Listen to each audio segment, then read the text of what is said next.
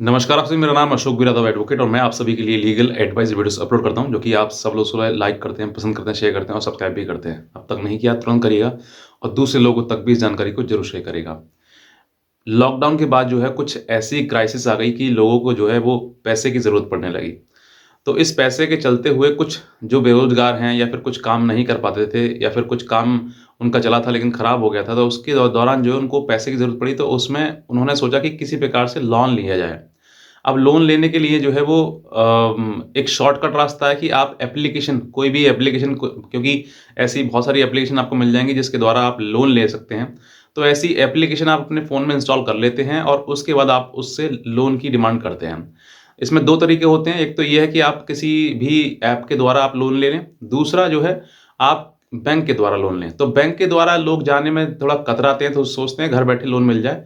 लेकिन बैंक का जो प्रोसीजर होता है वो बिल्कुल ऑथेंटिक होता है और सही होता है।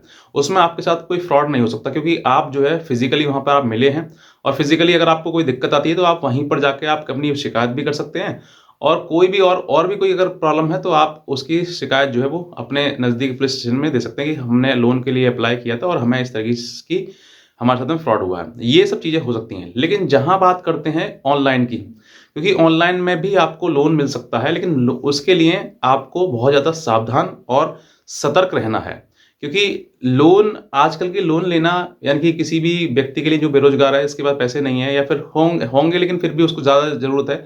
तो इन सब चीज़ों के चलते हुए एक व्यक्ति अपने फ़ोन में एक लोन ऐप इंस्टॉल करता है और उस लोन ऐप इंस्टॉल करने के बाद जो है उसमें लोन डिमांड करता है कि मुझे इतना लोन चाहिए।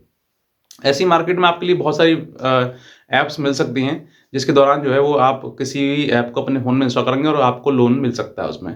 अब लोन मिल तो जाता है, लेकिन जिस समय पर ये परमिशन लेते हैं, जिस समय पर ये आप लोन एप्लीकेशन आप अपने फ़ोन में इंस्टॉल करते हैं, तो उसके बाद जो है आपकी पूरे फ़ोन की एक्सेस दूसरे के फ़ोन पे चली जाती है। मतलब जो व्यक्ति उस एप्लीकेशन का मालिक है, ओनर है, उसके पास आपकी पूरी एप्लीकेशन की जो अपने फ़ोन की जो डिटेल है, चाहे उसमें फ़ोटो हो, वीडियोज़ हों, आपकी कॉन्टैक्ट लिस्ट हो, ये सब कुछ दूसरे व्यक्ति के पास पहुँच जाती है। ये क्या है? ये एक प्रकार से लोन देने के नाम पर एक फ्रॉड है और जिसमें बहुत सारे नादान लोग फँस जाते हैं, क्योंकि उनको मालूम नहीं होता है कि आप किसी एक फ्रॉड के चलते फँसने वाले हैं।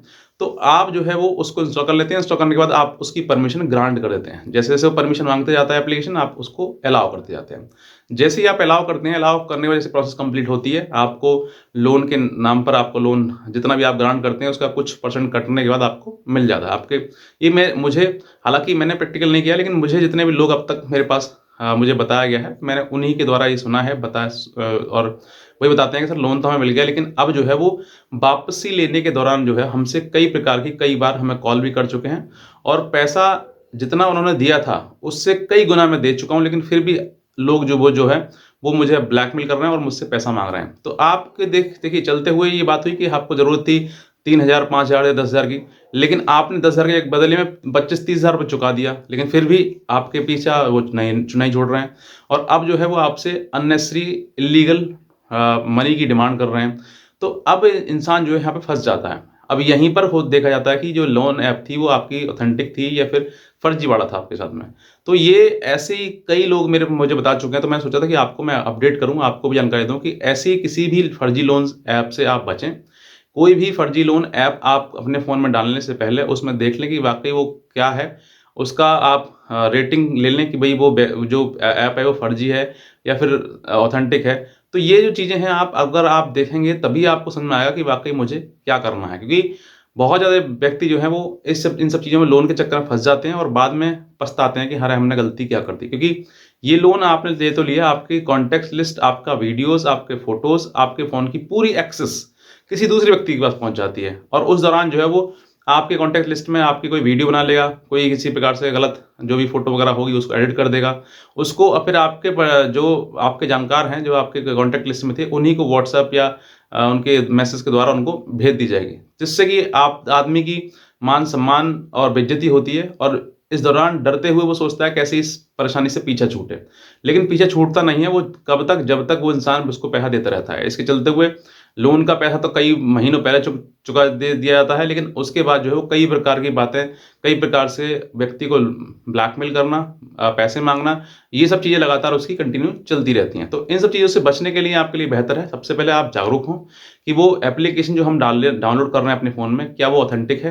प्ले स्टोर से ही एप्लीकेशन आप डालें। हो सकता है प्ले स्टोर पे भी आपको कोई फर्जी एप्लीकेशन मिल जाए, लेकिन आपको फिर भी उसकी कई चीज़ों को मतलब देखना है कि वाक़ई ये जो लोन ऐप है वो ठीक है या नहीं है।